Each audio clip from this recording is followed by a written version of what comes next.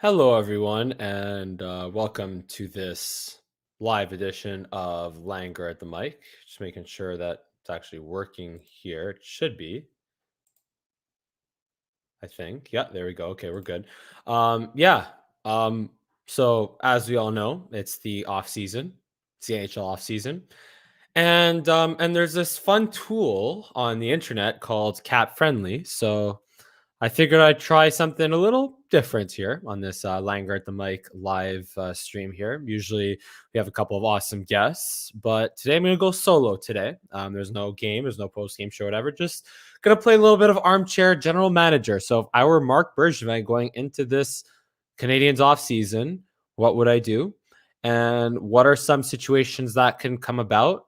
And how would I deal with those situations? So, yeah, let's just see how this goes. So, yeah, I'm gonna do my own thing first, and I'll take a couple of comments a little bit later, and we'll have fun with this. And obviously, some other big news today. um, friggin', I think the Lightning dropped the cup in the celebration, and then also Duncan Keith got acquired by the Edmonton Oilers for Kill Joseph, I think, right, and the third round pick.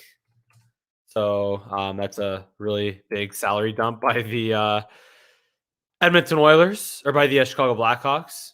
Sorry, Caleb Jones, not Caleb Joseph. What am I saying? So yeah, that's interesting. But yeah, here's the other thing though. When looking at this Montreal Canadiens lineup in terms of what they have under contract right now, um, like there's so much being made about who do they protect in the expansion draft.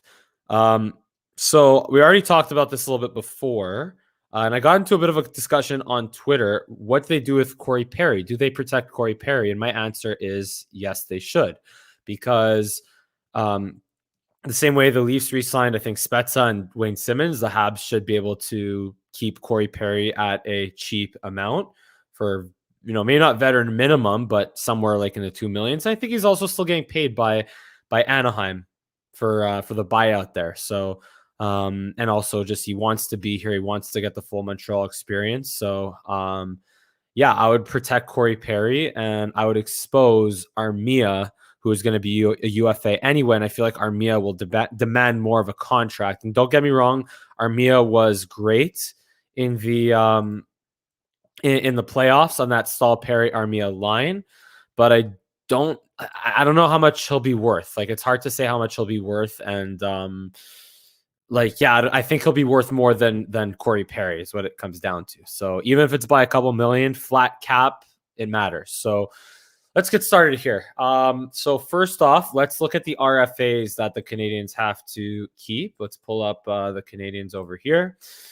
So a couple of big names in terms of guys in the already with NHL experience and guys that are eligible to be claimed in the expansion draft, if not protected. Guys like Kakanyemi and Arturi Lehkonen. I think there's also someone else in there that is eligible to be, or actually, no, I think based on their games played, not so much.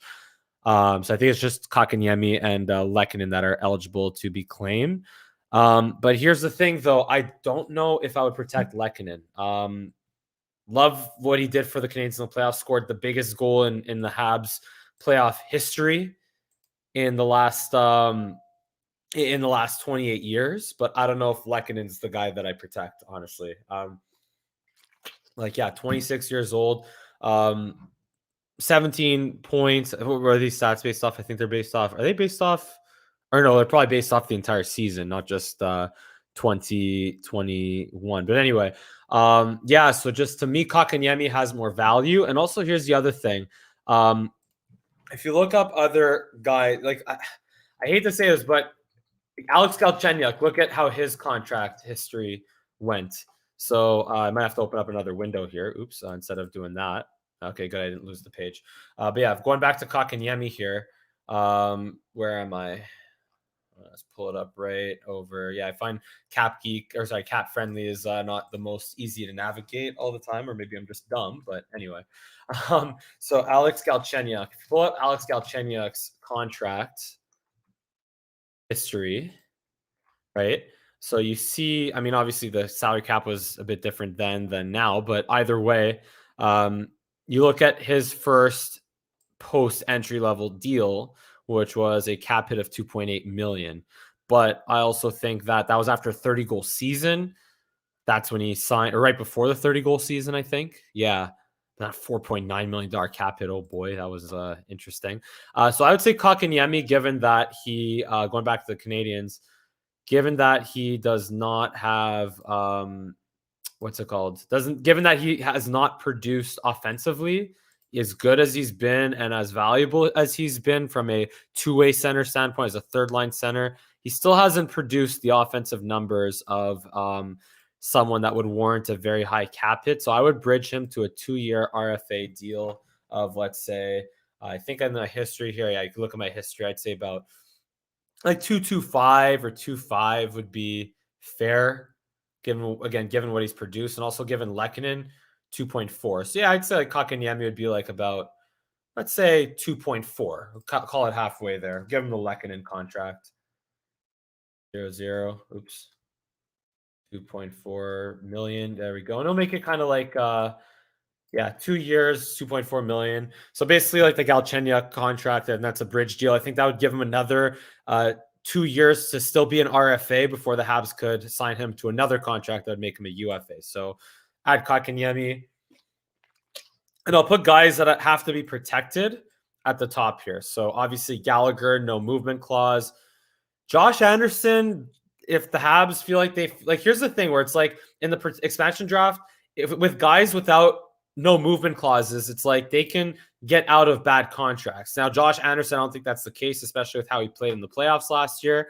But maybe I hope we're not in a position where in a couple of years from now we're not looking at that Josh Anderson contract thinking that maybe we should have gotten out of that contract. But anyway, so he's getting protected. Tyler Toffoli's getting protected. Jake Evans is getting protected. Caulfield doesn't have to be protected. I mean, he's not going to be, he's not eligible to be exposed in the expansion draft, so I'll leave him there. So I have Kotkaniemi signed, but here's another thing that's interesting. Ryan Poehling. And you're going to see that this is going to make things interesting for what, in terms of what I brought up the other day, where the biggest offseason question that the Habs have, in my opinion, is what the heck do they do at center? Do they trust Kotkaniemi and Suzuki to be the 1-2 and maybe let Deneau walk? Do they keep Deneau and Kotkaniemi? Like, what it comes down to, and you'll see why in a second, I feel like they have to take, they can only keep 2 of the following 3 of Deneau, Kotkaniemi, and Poehling. They can only pick 2 of the 3 and trade the other one. So I'm still going to get Poehling under contract here. Let's say I think he'd be able to sign a 1.550 or 1.25 million deal for 2 years. I mean, he hasn't played in the NHL. His current cap hit is 9.25. That's at the end of his entry level deal. So I'm going to say, yeah, as a guy who hasn't played in the NHL yet, let's say 1.55. That might be a little bit. I'll be more the generous side, but yeah, let's just put him down for that. But he would not have to be protected, so I'd leave him down there. And another guy, so now UFAs. Here's where, again, so far I have, I think, 6 forwards that I'm protecting here, and that's at the top, or 5, I might say. Well, who am I missing? Oh, yeah, Corey Perry. Hello. Corey Perry. That the Canadians have to get Corey Perry under contract. So I'm just going to do that right here, right now. Again, I'll be a little bit generous. I'll give him about a 2-year, $2.5 million extension. So that's about a 2-year, $5 million contract. I'm just curious, what are the Wayne Simmons and Jason Spezza deals looking like here? 21, 22, no trade clause. So it's, yeah, like veteran minimum. Jason Spezza, I think, is also vet minimum. With that, yeah. So signed for 2020. Yeah, so 900 grand. Jason Spezza, what was he signed to? 1 year, 750. Yeah, so both vet minimums. They could probably get Perry for less, but I'm gonna say, you know what? Corey Perry, 2 million. There you go. Signed for 2 years, 4 million. I think that's reasonable given what I mean, you can argue he could be worth more, but Yeah, just let's say 2.5. Or you know what? Yeah, screw it. I'll just go a little. Yeah, I'll leave it at 2. I'll leave it at 2. I'm indecisive sometimes, as you could tell. All right. So here's my protection list. That's 6 forwards. But now here again, who do the Habs protect after Josh Anderson, Kotkaniemi, Gallagher, Perry, Evans, and Toffoli? So as you can see here, I'm not protecting Paul Byron. Again, love the guy, love what he did in these playoffs, but that $3.4 million cap hit for 2 more years, Habs can afford to lose it. They can.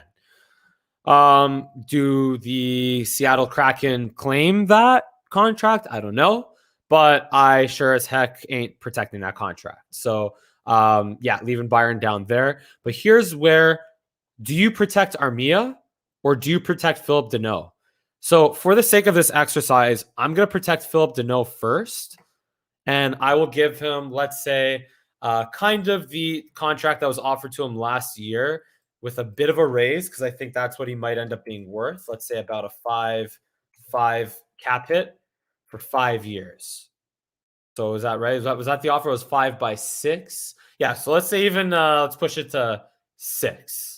Does that make sense? 28. Oof, yeah. You know what? Let's say 5.5 by 5. I think that's a pretty fair contract offer for Deneau. I hope that it doesn't take more than that. I wouldn't pay him more than that. But just again, for the sake of this exercise, here's what I'm going to start with Philip Deneau here.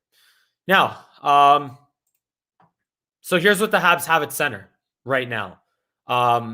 Here's what their forwards look like. There's also the $3.2 million of cap space. Don't worry too much about that. Jonathan Drouin. What are they going to do with Jonathan Drouin? That's obviously another big question mark. I would not protect him. I mean, they has a no trade clause, so yeah, he wouldn't need to be automatically protected. That's the case if there were a no movement clause, but a no trade clause does not have to be unprotected. But yeah, so I would expose him. And do the Seattle Kraken claim him? I don't know. But maybe he gets traded a salary dump. But anyway, I'm just going to assume that he does get claimed by the Seattle Kraken. So the Habs right now have $8 million in cap space, but that's at least at 4. But before we get into the defense, again, here's the Habs center situation. Let's just put this in order of depth. Not the lines are what they are, but I'm saying just focus more specifically on the center position here. So Suzuki, I guess you'd have Suzuki would be a 1, Deneau would be a 2, Kotkaniemi a 3, Evans a 4, and Poehling a 5. So here's the question, and here's what really gets interesting to me in terms of this Canadiens off-season, is do they go with Kotkaniemi and Evans? Like, here's where it's like, or do you put Poehling on the wing? I guess you could maybe put Poehling on the wing. Yeah, I guess that would be the worst thing, but do you want Poehling to develop as a center or as a wing? Remember, Ryan Poehling was a first-round pick in 2017, and he was really, really good with the Laval Rocket last year, almost a point-per-game player in the AHL. So do you want him developing as a center or do you want him developing as a winger? So I guess you can say that it doesn't matter if he's going to go on the wing, but if you want him as a center, well, you look at the logjam the Canadiens have right now. And he's a young player that you'd want to develop maybe into a top 3 role. So do you want to give him that opportunity and not pay any, and maybe not pay Philip Deneau? Or do you want to, or do you want to maybe trade one of Kotkaniemi or Poehling and try to get value somewhere else? So that's the interesting question for the Canadiens, at least at the center position. And I think for this exercise, let's talk about the expansion draft first, but then I'm going to do 2 different things where I'm going to do a situation with Philip Deneau in there and without Philip Deneau in there. So I would say for now, let's keep it kind of boring, I guess. We'll put Poehling on the wing, keep Deneau there. And that'll be it for forwards for now, which isn't, I mean, again, this is before the expansion draft, right? So in this case, the only guys that are not protected would be Byron. And just Byron, I guess, is the guy that could get exposed in the expansion draft, but I don't know if Vegas would take that contract. And also there's Jonathan Drouin, of course, that let's just say he gets claimed again for the sake of this exercise and to have more cap space, which would make this more fun. So yeah, so here are the forward lines going into next year. Let's say Suzuki, let's put Caulfield up there with Suzuki. Let's put, maybe Josh Anderson. So let's leave it the way it was in the end of the season there. What just happened? Caulfield, let's move Josh Anderson there. So you have Deneau with Gallagher and maybe Paling, or like, let's say just someone else. I'll put Paling there for now. But then you'll have Kotkaniemi, Toffoli, and Perry, and that line could be very fun.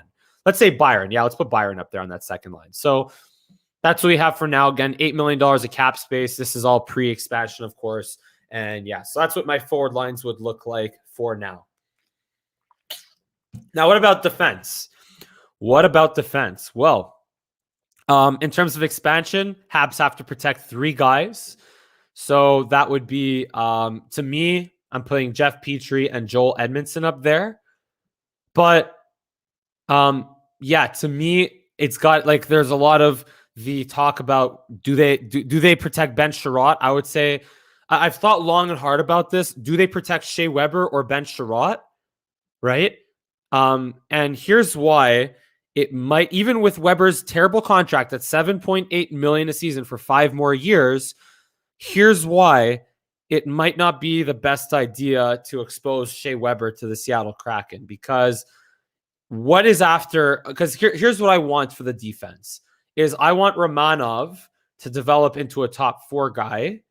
And after Shea Weber on the right side, what do they have on the right side of defense? Josh Brook, right? That's about it. Or else you'd have to have a lefty playing on the right side. So to me, and also UFAs, you'd have to have a left-handed defenseman playing on the right side. I don't think, again, just double check. I don't think there's any UFAs or RFAs that I'm missing here. Cale Fleury. I guess Cale Fleury could be the right-handed guy. But that's going to be a tough decision also. Do they, Cale Fleury wouldn't have to be protected for the expansion draft, I don't think. But that's an interesting case, because if they sign him, I'm pretty sure they can only sign him to a one-way deal, or he'd have to accept a 2-way deal again. That's an interesting situation. He hasn't played much at the pro level yet. So, but he could be a guy that slides in on the right side. But anyway, do you want Cale Fleury as your number 4, or do you want a free agent out there? And I'll show you when we get to the free agents. Like, do you want that as your number 4? And I would say I'd rather Shea Weber as my number 4, especially if the Habs are trying to win now. And that's where, again, the Habs have to make their decision of, are they trying to win now, or do they want to roll with the young kids and try to open up cap space and just build through their young players, both at forward and on defense. But I think Romanov can be granted the opportunity to play a 4 role. But either way, again, after Shea Weber, there isn't much. So that's why I would honestly expose Sherratt, because on the left side, look, you have Kulak. He could also get exposed, but also you have, remember, Norlinder, right, who they just signed to the entry-level deal and was really good in Europe. He might have to go overseas to play a little bit more over there. But even worst case, like if you have a Willette back there, or I think even a Leskinen, who we saw. Yeah, Odo Leskinen, he'd be an RFA, but he would ideally, I think he's a left-handed guy, right? Yeah, I guess he could also play the right side, but ideally I'd want I think the Habs, a big thing that the Habs could use this year is a third pair that they can rely on to play more minutes than they did this year and be more effective than they were this year, in terms of whether it was Romanov, Kulak, or Gustafson, Merrill, and also Mete back in the beginning of the year. So if the Habs could upgrade that third pairing, then that would go a long way. So anyway, so this is going to the expansion draft. And again, this is why I would protect Shea Weber for now over Ben Sherratt. But again, we'll do the exercise after where we protect Ben Sherratt and not Shea Weber and see what we got. And we'll do the same thing for a center. So we'll do it in together. We'll play with Philip Deneau being signed and Shea Weber being signed, and then we'll do it without Deneau and without Weber later. So here we go. Expansion draft happens. Ben Sherratt gets claimed by the Seattle Kraken, because I think that's what they would do. So let's add him to a trade with Seattle. He doesn't get protected. He gets exposed. Submit trade. Boom. Ben Sherratt is gone, but that opens up some cap space. And again, Jonathan Drouin, God bless him. Hope his situation is sorting itself out, but I would not be surprised if Jonathan Drouin has played his last game as a Montreal Canadian. So let's just expose him. Let's just say he gets claimed, or the Habs find a way to maybe trade him in a salary dump, something. Okay.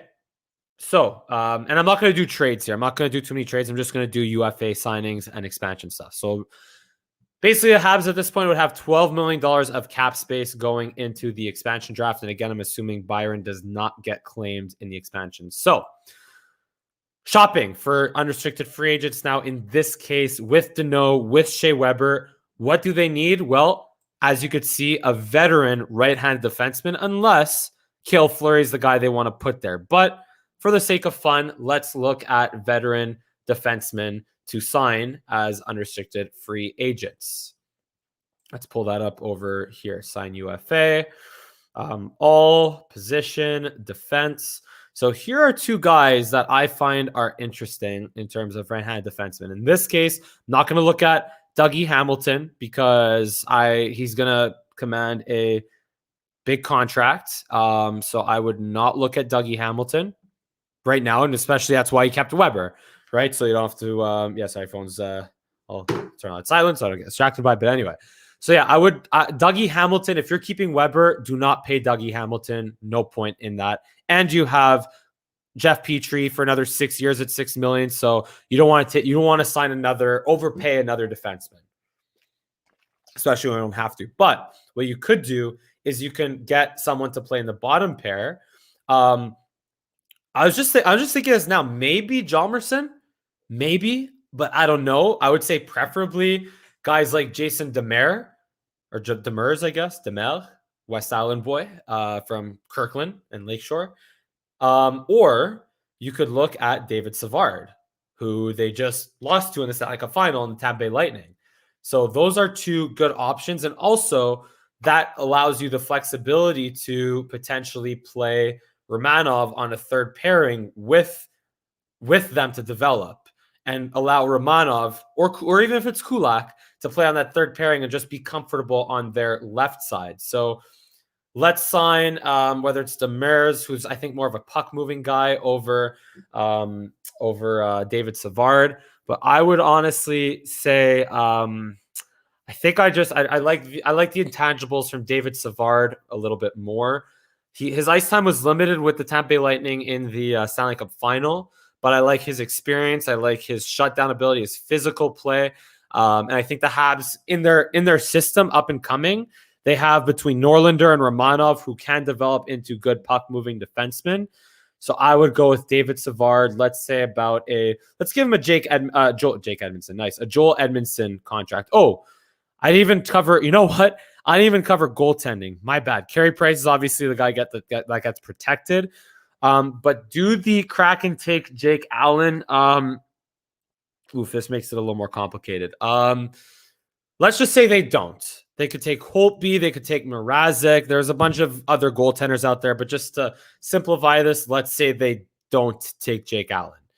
But yeah, let's go with David Savard. Give him the Joel Edmondson contract of, 4 years, 3.5 mil. Let's up it a little bit, maybe. Let's say 4 years, 3.75, which a lot of people might not love, but let's just go with it. I think it still would be a good deal. As a 30-year-old, he's not quite into he's not, this wouldn't be a Carl Alsner deal. The same way the Joel Edmondson contract wasn't a Carl Alsner contract, this would not be a Carl Alsner contract. So 3.75 mil. Yeah. So that's what the defense looks like. Savard, Kulak, Romanov, Weber, Petrie, Edmondson. Not bad, honestly. I kind of like that. But here's where things get interesting. Now they have only $8 million to spend on another forward or two. And here's my pipe dream of, can the Habs afford to sign Alex Ovechkin? Well, in this case, I would say probably not, because Ovechkin, does he get a raise from the $9 million deal? First of all, does he stay at cap? Does he stay in Washington? I think the safe answer is yes, but let's say he does not. Would he command a $9.5 million contract? Would he command maybe a little bit less because he's 35 years old? And I know he's going for the scoring record and all that fun stuff, but in this case, the Canadians would not be able to afford Alex Ovechkin. But they could afford maybe Landeskog. Can they? Right? Let me just see if I scroll down. Where is Landeskog? Yeah, so 28 years old. He's probably going to get paid a lot more than that, though. He was a point per game player playing with McKinnon.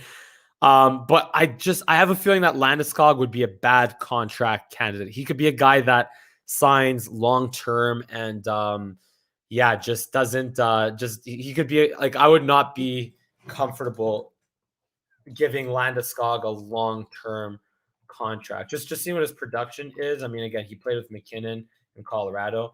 And he's still young. Like, don't get me wrong, he's still young, but I don't see him as being necessarily a guy that can be like a game breaker. Great two-way forward, great leader, was a captain in Colorado there, but I don't know if I would pay him this cap hit when the Habs have guys like that on their roster, two-way guys that can play. And that's what he just signed Deneau for, to be a two-way guy. So I want a guy that can score.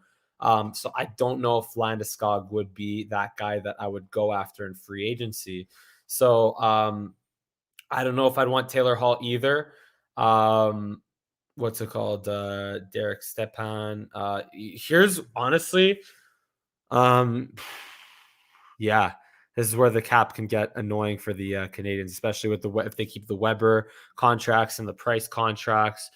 What would I do at forward here? I'd need to add at least one more here. Wait, did I forget about Toffoli? No. Okay, yeah, I put him Paling, ended up on the third line for some reason. To keep it realistic, if I can edit a contract, what would I edit here? I mean, I guess you can say if Perry signs to a vet minimum, which I don't think he would. What if maybe Kulak gets exposed in the expansion draft? But he kind of would be needed there. Bottom line is, it comes down to the Habs need cheap labor. And with a flat cap, they need cheap labor. Jake Allen, I don't know if I'd be willing to walk away from that as easily. It's kind of in a tight situation if they want Ovechkin. So, okay, let's make this a little bit more realistic. Let's try to see what UFAs. Here's also where you could look at trade if you want to start dreaming. You could also dream about trades. But yeah, who would I go after? Honestly, looking at not Tatar, obviously.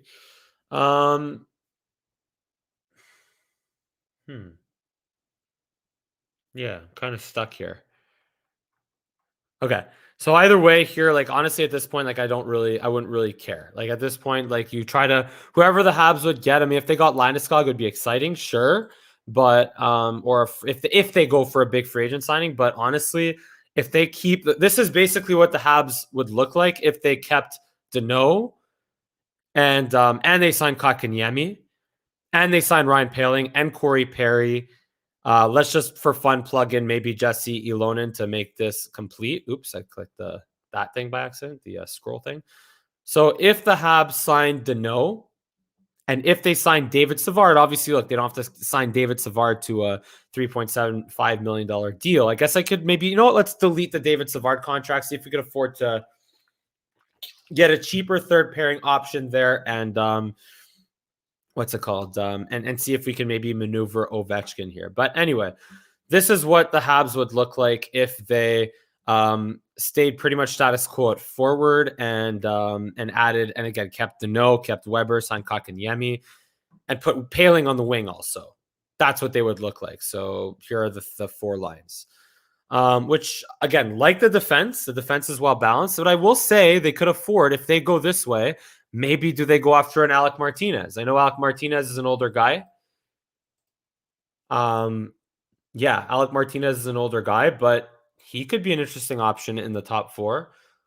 I don't know if I would pay him, again, 3.75 or 4 million. I don't know if I'd go that high, but let's say maybe it might take that to keep him. So let's go 3 years, 4 million. The only thing I don't like about that is it stops Romanov's development, but it gives him time. So that just means for 3 years, Romanov probably would not be able to be a top four guy, and he would slot in as a what's it called? Yeah, just he would not be a top four guy, and he would also. But the good news is that he would get a little bit more time to develop in that top four role. And by the time he's like 24, 25 years old, he'll be primed to be a top one or two defenseman. At that time, Edmondson's off the books. And by this standard here, Martinez would be off the books as well. So let's say 3 years, 4 million, and see what that looks like. Put Martinez there with Weber or Romanov. So now all of a sudden, the Habs defense looks really, really good, but they're screwed up forward if we go this route. So yeah, so it's either you go Martinez or you sign another UFA forward or acquire a UFA forward. And that's kind of what you are left with right now. And leave a comment in the comment section also if you're joining us now or later on as to what options you'd want to see. So I guess this is more the boring slash, again, keeping Deneau, Weber, and signing defense option. That's a really good blue line, by the way. Romanov, Savard. You got three good pairings there. Three reliable, good pairings and a Kulak. And you could still afford to sign an extra forward there with the $3.5 million that you have left in cap space. And again, with this exercise, I'm not letting Jake Allen get claimed. And also Paul Byron. I'm not getting him. Paul Byron's not getting claimed in the expansion draft. So again, kind of boring. But now let's start from scratch and have some fun, shall we? Let's refresh. Let's see if I lose. Nah, okay, I'm gonna have to, I guess, undo everything. Let's do this. Delete sign player. Can I do that? Oh yeah, here, delete sign player. Let's delete Martinez sign player over here. Let's what else do I want to do here? It was Paling, delete sign player, Kakanyemi, Deneau. There was Ilonen. I'll send him down. Perry, delete. Anderson, Suzuki, Caulfield, Byron stays. Okay, that's what we started off with. Petrie, Edmondson. Okay, I think that's what we pretty much start off with. Okay, now let's have some fun here. Now, if the Canadians decide to keep Paling and put him on the wing, and what's it called, and sign Deneau, keep Kakanyemi, keep Weber, but now let's play the if they decide to not keep Deneau. If they keep Kakanyemi but not Deneau, and keep Weber. Let's keep Weber for the sake of this exercise now. And also Sherratt, let's bring him back. So we're going back to where we started. Yeah, I think that's where we started. So now let's bring in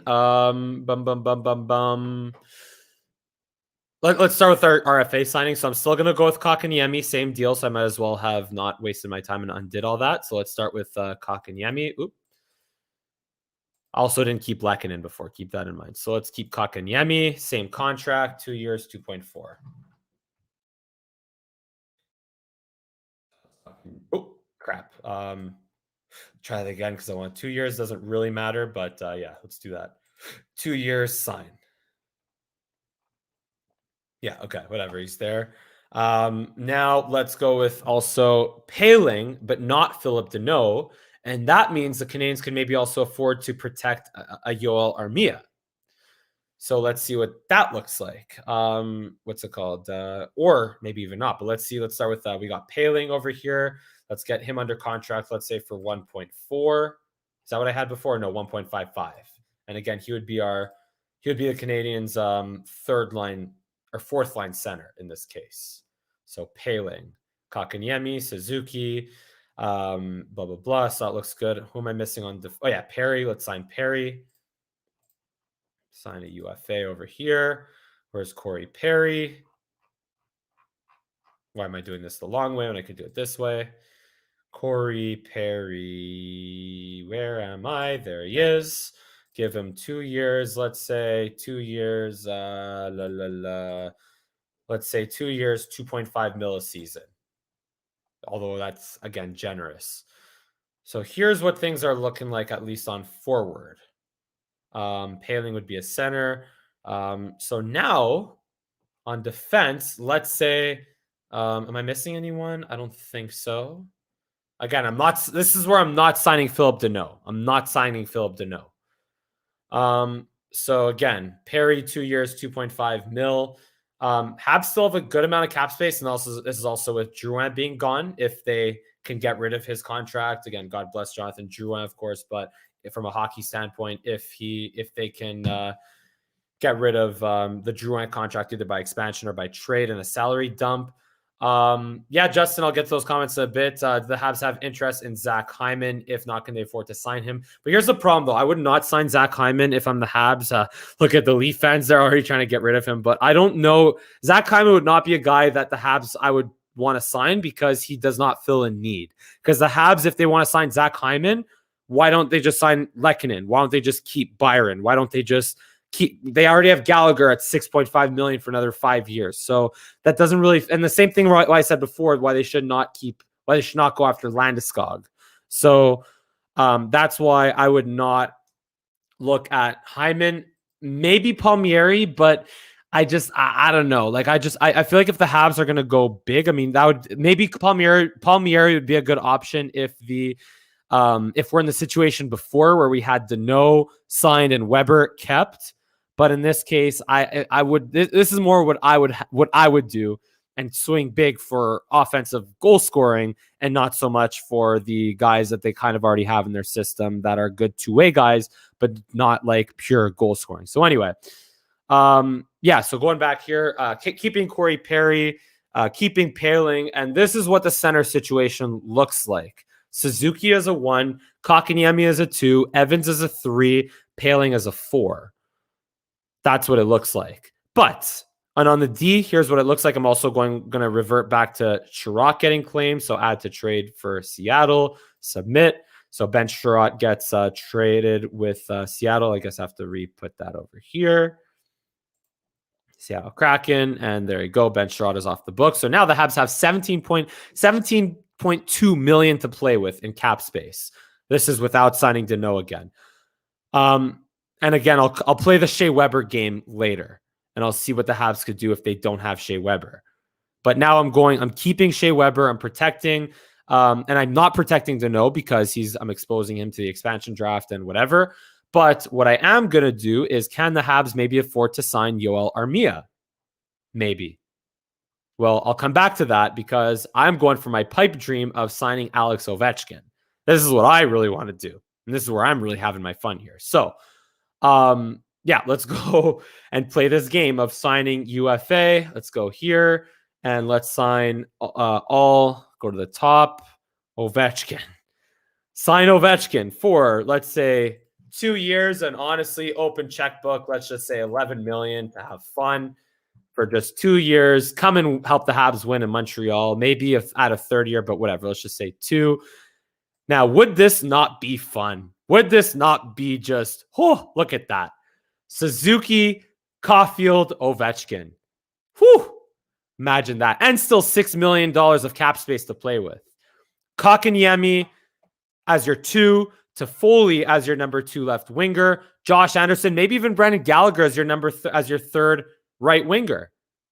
How about that? How about that? And then your 3rd line of Corey Perry, Jake Evans, and Josh Anderson, let's say. How about that?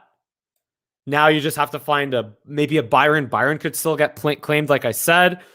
And then you could bring up, let's say, an Elonen. I'm not going to look at signing bottom tier free agents just yet. But how about those forwards right now? How about that? And then I'm going to use that last $5 million that I have in cap space. You know what? And I'm going to go and do the same thing I did before. Maybe sign a David Savard. Maybe even they could get a deal for Jason Demers or Demers. Should pronounce that properly. But anyway, Jason Demers. Let's see, 33. Again, do they sign Savard, Demers? Let's go with, you know what? Let's go with the guy who just won the Stanley Cup on the right side.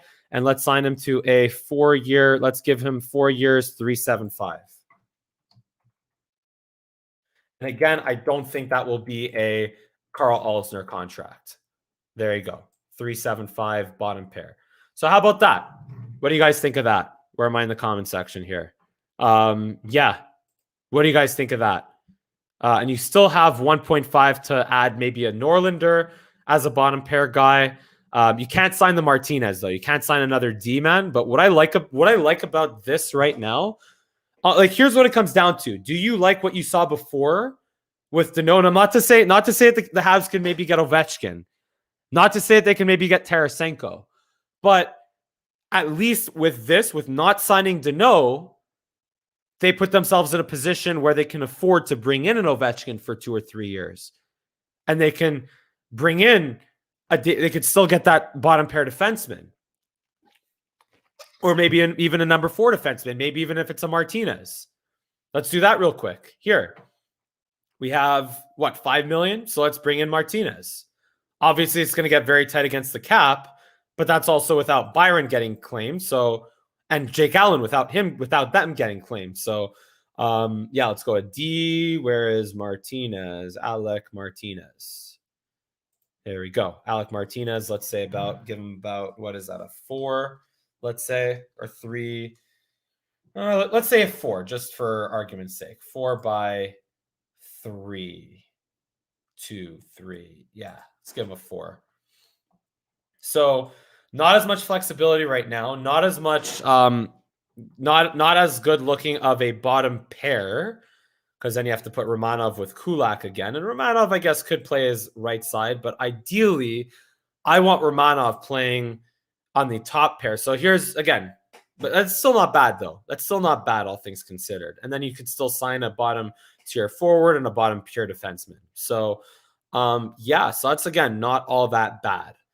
But again, I honestly would prefer David Savard, or I prefer David Savard, who is younger and for less, and allow Romanov the opportunity to to get that to play a top 4 role, something like that here. And then Kulak's there. Martinez is gone. So yeah, something like this here, right? So you're going with the youth. You're not overspending on guys that Justin. Yeah, sorry, I'm not going to do the what do you think a Tarasenko trade to the Habs would look like? Yeah, sorry, I just had some in front of my camera. Honestly, I don't know. I don't know if I want to do that just now. Maybe I'll make another video on that. But like I said, I don't want to do trades today anyway, just looking at free agents. But something along the lines of they probably have to give up like a probably a Kotkaniemi, which if they keep Deneau might not be the worst thing. But a Kotkaniemi and maybe even a Romanov, probably a Norlander, like they would maybe even a first round pick. Like it would be a lot. And that could be for another video. But for now, let's stick with free agents. But what I love about this lineup here right now is, again, you get the veterans in Ovechkin and the goal scoring in Ovechkin and the goal scoring and the veteran presence of Corey Perry. But also you don't commit to anything over long term outside of what you already are committed to in Weber, in Price, in in Byron for another 2 years. In Toffoli is a great contract, and Anderson and Gallagher, and you still have a 1.5 mil to play with left. And you give Kotkaniemi the opportunity as a second line center, and Evans is the opportunity as a third line center, and Romanov the opportunity as a number 4 defenseman. Or if you really want, you can give Kulak that spot. Romanov plays with David Savard. So I like this lineup. I could live with this lineup going into next year. Does this lineup make the playoffs? Well, maybe. Maybe it does. Maybe it does contend. Because Kotkaniemi, you give him a chance to play with Gallagher and Toffoli. You give, maybe if Ovechkin scores you 30, 40 goals with Caulfield. Like this first line, man, this is a fun first line that I'd want to see. So I would say, yeah, this lineup makes the playoffs. Do they win in the playoffs? Well, 1.5 mil to spend at the deadline, not much. Could they force a team to retain something? Maybe. Could they get rid of Jake Allen or I don't know. But I like this lineup. It's not it's not flexible in the short term, but long term it is flexible. It is very flexible because they don't have another bad contract in Deneau necessarily holding them back. The last situation, the last situation I want to play is what if they don't protect Shea Weber? And here's where I'm going to show you why it might be in their best interest. It would probably be in their best interest to protect Shea Weber, even though he has a bad contract. So, yeah, this time let's revert back to whatever I did in terms of, let's delete Ovechkin. Let's delete, who else did I sign? David Savard. Let's put Ylonen back to the bottom. Let's keep Kotkaniemi this time at 2.4. Yeah, let's keep Kotkaniemi up there. Caulfield, Suzuki, Toffoli, Perry. Let's keep Perry over there at 2.5. Gallagher stays, Evans stays, Byron stays, Paling. Yeah, let's keep Paling there. Sorry, I didn't put Jesse Ylonen back there. Okay, yeah, so that's what we're looking at. Defense, yeah, that's pretty much what it is. And let's bring Sherratt back over here. Revert trade. There we go. So now Sherratt is back. So that's what we're starting with now. And that's, again, having signed Kotkaniemi, Paling, and Perry. 13.75 mil to play with. But let's say, again, what if Sherratt is your number 2? Or Manov? Let's play the depth game. And what if now Shea Weber gets claimed by Seattle? Add to trade. To Seattle. Is he there? Let's see. Yeah, good. And let's say Shea Weber ends up being the guy getting claimed by the Seattle Kraken. So that opens up a lot of cap space. That gets rid of a really bad contract. Carey Price would not be the guy to move because you saw that he could still play at that level, but also he has a no movement clause. So that would be a lot more difficult to move than it would have been to get rid of Shea Weber or to move Shea Weber or to expose Shea Weber to the expansion draft. But even if they do expose Shea Weber to the expansion draft, that's not to say that's guaranteed that they would claim him. But let's say they do. So you're left with a lot of cap space, and let's bring in the Philip Deneau contract also. Let's just say sign a UFA. Where am I with Montreal? Canadians over here. Sign a UFA. Let's look at where am I? Cap hit. Philip Deneau, 5.5.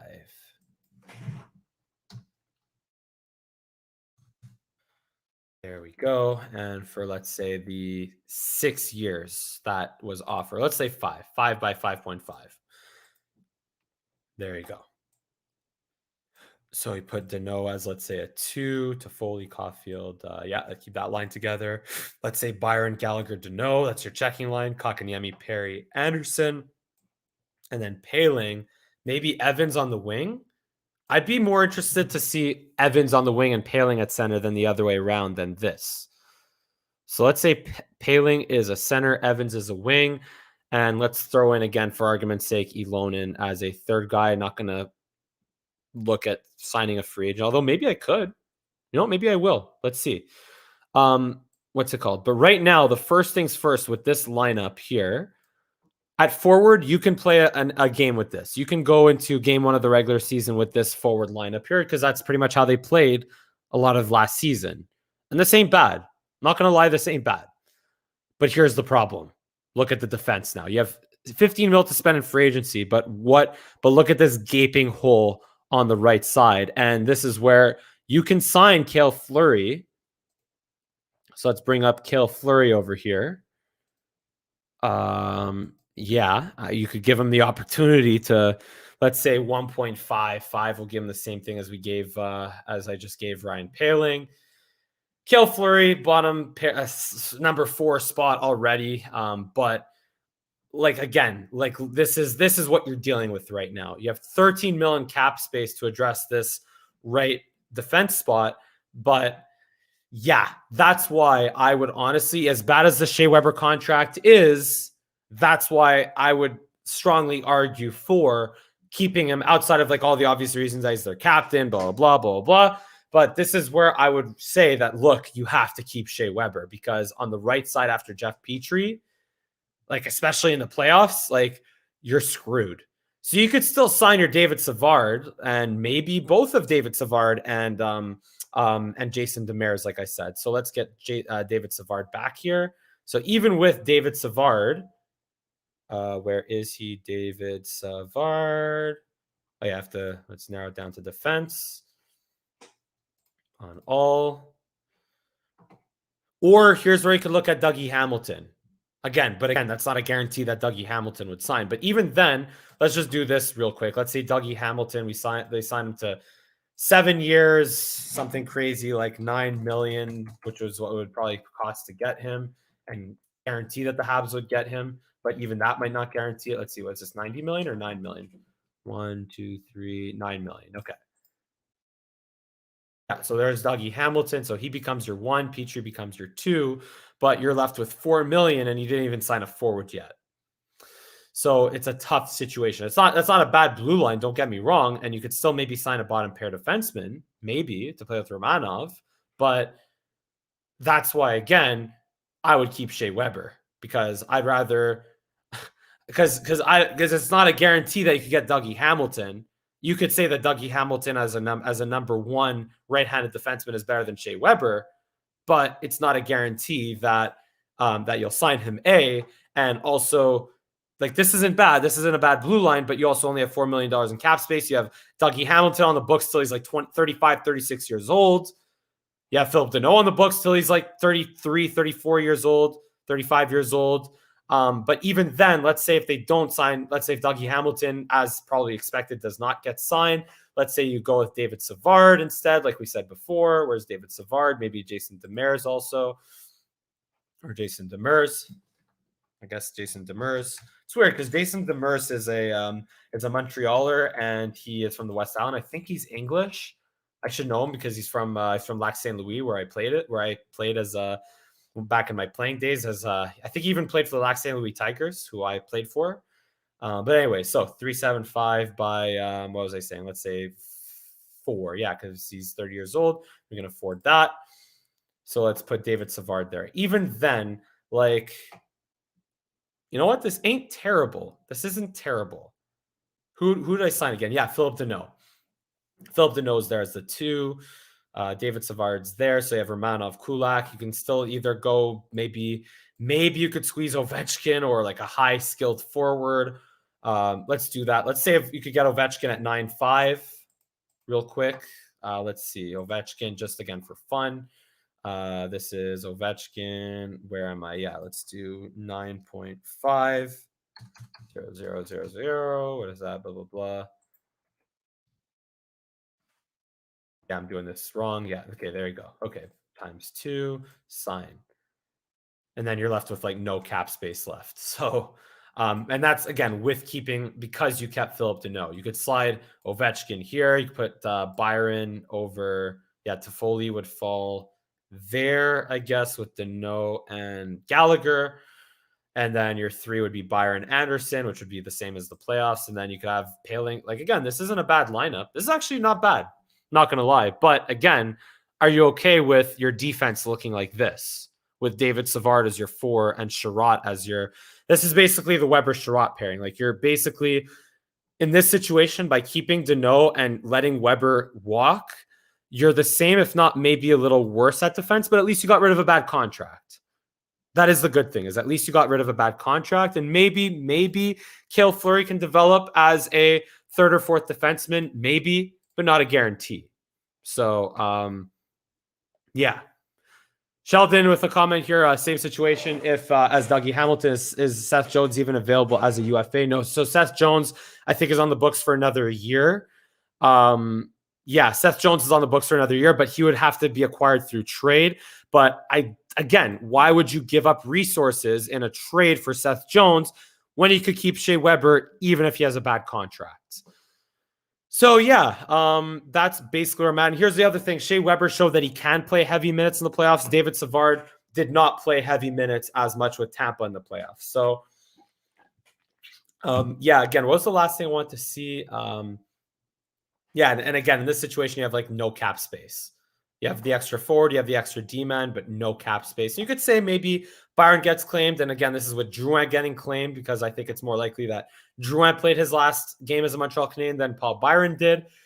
But yeah, that's basically what you're looking at if they let Weber walk. And I showed you before Dougie Hamilton up there, but again, it's you're running in the same situation. It's Dougie Hamilton could play better now than Shea Weber is right now. But what will Dougie Hamilton be better at 35 years old than Shea Weber is at 35 years old? So these are all the questions that I have that, you can answer for yourselves, I guess, when playing this game. But that's what makes this off-season for the Montreal Canadiens so intriguing. Again, would you be okay with I think the defense here gets worse. The forwards stay the same, but the defense gets worse. So anyway, I don't know if I might have answered any of these questions that we had. But yeah, this was still a fun exercise. And I think, look, I've been doing this for almost an hour now. And if you've joined in, thank you so much for joining. Leave a comment in the comment section if you haven't already, and I will look to get to it. But the expansion draft, I think, 9 days away? 21st? Yeah, so next week, July 21st. Yeah, just let me confirm that. NHL Expansion Draft. July 21st. So next Wednesday, we're just over a week away. Who will the Habs protect? Who will they expose? We'll see.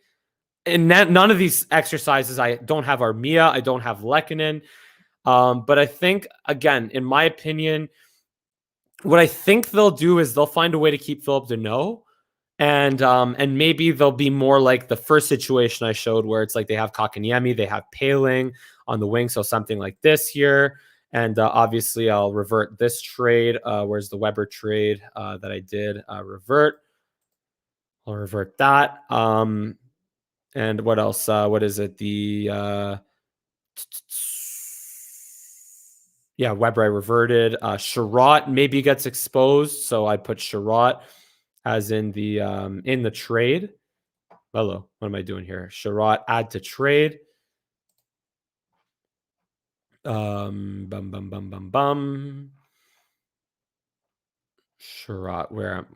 sorry, just drawing a blank here. Okay, there you go, submit. So I think it's more likely, and I'll get rid of Ovechkin. I'll crush that dream over there. But I think even with David Savard, this is probably what you're looking at for the Canadiens next year. Something like this in terms of what I think will happen. And the boring what I think will happen. This is kind of what you're looking at. Romanov, Savard, Cale Fleury's the extra, blah, blah, blah. Paling as the, let's say, a bottom pair or bottom line left winger and not as a center. Or you could maybe say, again, Evans as a winger and, this looks like gibberish. Anderson, Blue, B, blah. Hello. Lilonen, Evans. Yeah, this isn't, again, either my brain's getting fried or just whatever. But what the hell's going on here? Holy crap. Okay, good. Evans replaces Perry. There we go. Let's say Perry. Or even maybe Evans. I could do this. Yeah, bring that back the line that was. Something like that. Yeah, Perry, Anderson, Kotkaniemi. Or even Paling could maybe be a top line role. But anyway, all this to say, with all that gibberish aside, this is basically what you'd be looking at. And I think in terms of what I think will happen with the Canadiens and them keeping Deneau, them keeping Paling and Kotkaniemi and Evans. And again, Ilonen could get replaced by anyone. They still have $5 million to play with. And I signed David Savard. So this is realistically, I think, what the Habs would look like. And this would be a better... They don't have the Stahl, Perry, Armia line. And also they lost... I guess you could put Evans up there, whatever. And they lost... who did they lose here? Yeah, this is actually not bad compared to who the Habs were in the playoffs last year. They lost Armia, obviously. They lost Lehkonen, but that's who I'm replacing with Evans and maybe Ilonen. You could say Armia. You could put Armia down there as well. But yeah, I think this is realistically what you'd be looking at. And you'd still have money to play with in terms of getting another D-man or getting another forward. And also it's, again, Drouin, the Byron situation. So yeah, I hope I kind of address some situations here. Randy Enns, thanks for joining in. Just you might just watch the restream there, but basically I was doing I was playing Armchair GM here with the Montreal Canadiens. Get something for Drew. I mean, look, honestly, I'm just in my situation here. You have to go back and watch maybe a little bit since the beginning there, Randy, but basically I just played Armchair GM for the last hour and talked about my logic in terms of how the Canadiens would approach the expansion draft and how they'd approach the offseason. But anyway, it's been an hour, so I think I'm going to cut it here just because, I have other work to do. When is my next stream? Great question. Maybe I'll do one before the expansion draft. We'll see. But as usual, Randy and Sheldon and Justin and everyone else, appreciate you guys tuning in.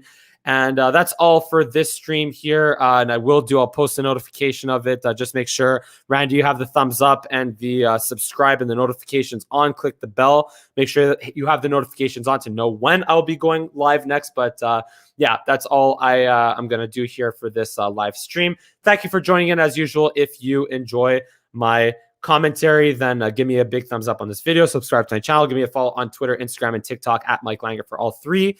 And this has been a Armchair GM edition of Langer at the Mike Live. Thank you so much for tuning in. I look forward to seeing you again next time. Go Habs, go.